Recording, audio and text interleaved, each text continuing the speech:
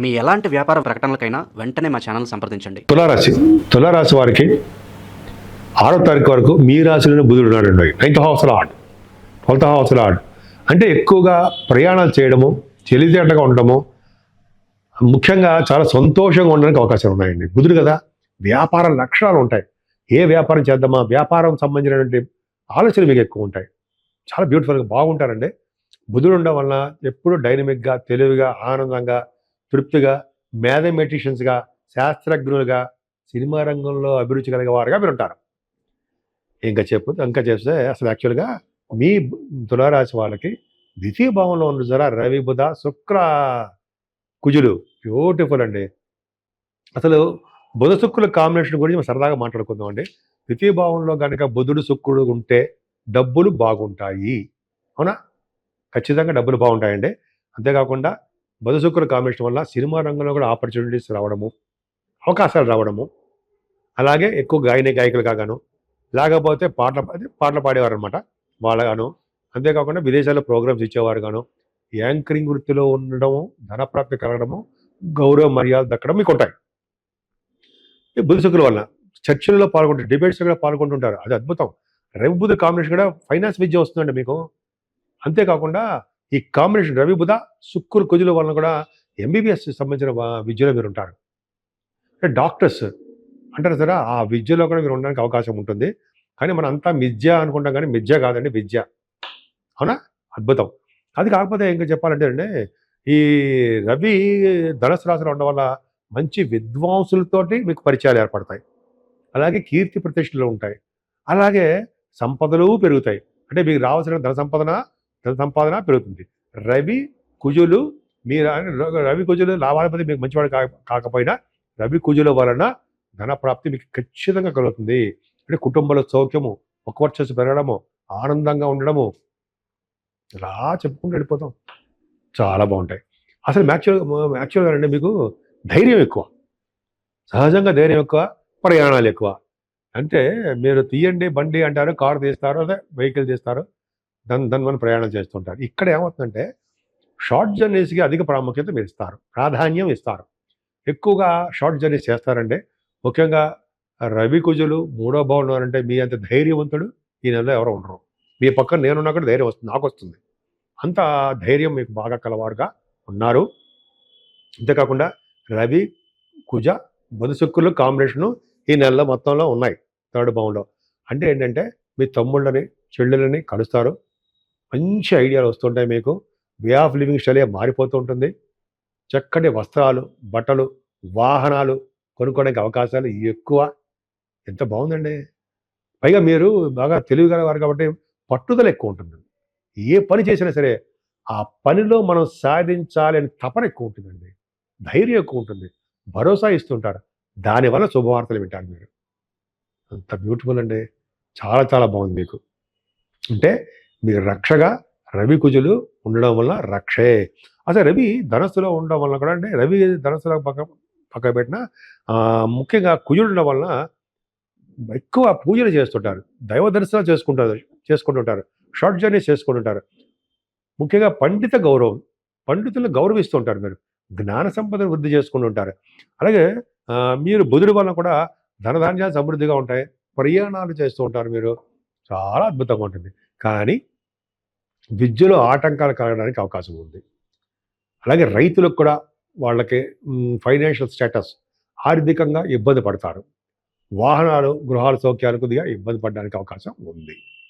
ఏదేమైనా రాహు ప్రభావం వలన సంతానంలో నష్టం కానీ, సంతానం వల్ల ఇష్టం కానీ, సంతానం అంటే ఇష్టం, నష్టం ఉండదు. కాకపోతే నష్టం అంటే చిల్డ్రన్ పుట్టేటప్పుడు పక్క పెడదాం అనుకోండి.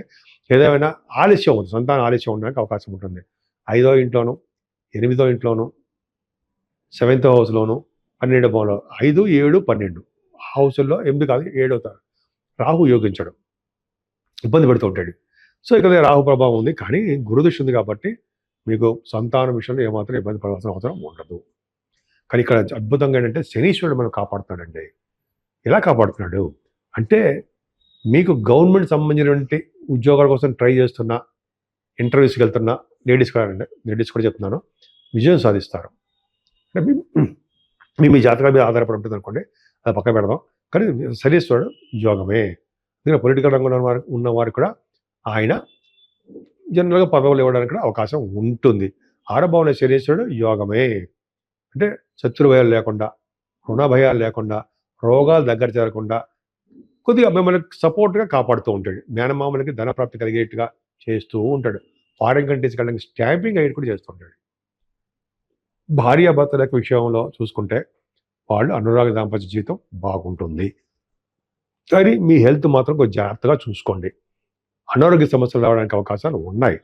కానీ మీరు భయపడాల్సిన అవసరం లేదు. ఎందుకు ఉన్నాయి, ఎందుకు లేవో చెప్తున్నా అంటే అర్థం ఏంటంటే, ఉన్నాయి చెప్పడానికి కారణము శని ప్రభావం మీ అష్టమ స్థానమే ఉండడం వలన హెల్త్ ఇష్యూస్ వస్తాయి.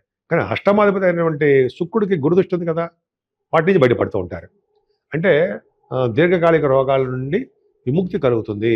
దీర్ఘకాలిక రోగాలు ఉండవు. కానీ భాగ్యస్థానంలో గురుడు నడుచురా, ఆయన ఒకటి చాలు కదండి. 6th డిసెంబర్ నుంచి 9th హౌస్లోకి వస్తున్నాడు.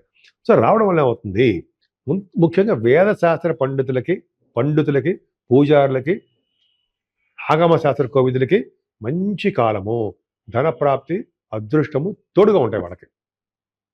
అలాగే బ్యాంకింగ్ రంగంలో ఉన్న వారికి, విద్యా సంస్థలో ఉన్న వారికి, విద్యా సంస్థలు అంటే ప్రొఫెసర్స్, లాయర్స్ కాదు డాక్టర్స్, విద్యా సంస్థలో ఉన్న వారికి, అలాగే డాక్టర్స్ వృత్తిలో ఉన్న వారికి, లాయర్స్ కూడా గురు ప్రభావం బాగుండాలి. అద్భుతంగా ఉంది. గురు ప్రభావంలో కూడా వ్యాపార వృద్ధి, బంగారము, వెండి, దైవ దర్శనాలు, ఫారిన్ టూర్సు, ఉన్నతమైన విద్య కోసం విదేశాలు వెళ్ళడాలు, వ్యాపారాల రీత్యా విదేశాలు వెళ్ళడాలు అద్భుతంగా చాలా బాగుందండి. అంటే భాగ్యస్థానము ఎక్కడ చెడిపోలే మీకు, అంటే అదృష్టము తోడవుతుంది. అలాగే మీరు చేస్తున్న ప్రొఫెషన్లోనండి కొద్దిగా ఏంటంటే గవర్నమెంట్ సంబంధించిన వారికి ముఖ్యంగా చెప్తున్నానండి. అలాగే సాఫ్ట్వేర్ రంగ ఉద్యోగస్తులకి మీ యొక్క జాబులో చేంజెస్ కనిపిస్తున్నాయి. అంటే తరచూ మారుతూ ఉండడము, ఉద్యోగాలు చేంజ్ అయిపోతూ ఉండడము, ఉద్యోగాలు పోవడము, ఉద్యోగాల కోసం ట్రై చేస్తున్నప్పుడు ఒక పట్టాన్ని రాలేకపోవడం, ఉద్యోగం జరుగుతుంది. ప్రమోషన్స్ రాలేకపోవడం, మీరు చాలా కాలం ఉద్యోగం జాబ్ చేస్తుంటారు, ప్రమోషన్స్ రావు, స్టాగ్నెట్ అయిపోయి ఉంటాయి. లేకపోతే నచ్చని ప్లేస్కి ట్రాన్స్ఫర్స్ అవ్వడానికి అవకాశాలు ఉన్నాయి. సరే అవన్నీ పక్క పెడదామండి. ఒక్క కేతు చాలడండి మీకు మిమ్మల్ని కాపాడడానికి. ఒక్క కేతు చాలు.